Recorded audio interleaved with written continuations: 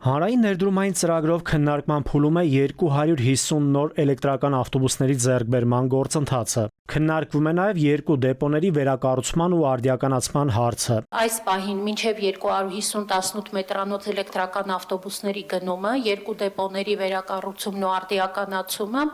մինչև 230 հեկտար քաղաքային այգու կառուցումը, խոսքը գնում է Դալմայի այգիների մասին։ Օղակաձև զբոսայգու 4-րդ հատվածը վերակառուցելու նպատակով տարածքում գերակա շահ ճանաչելու որոշման մասին նախագիծն արդեն մեկ անգամ քննարկվել է կառավարությունում։ Նախարարական կոմիտեի նիստում հնչել են առաջարկներ ու դիտողություններ։ Դրանց հիման վրա նախագիծը լրամշակման փուլում է։ Մենք մի հատ էլ ինչ-որ հարց ունեինք, որ կապված էր դատախազության հետ։ Հա, որովհետև այնտեղ մի գույք կա, որը ապօրինի գույքի բռնագանձման ընթացակարգով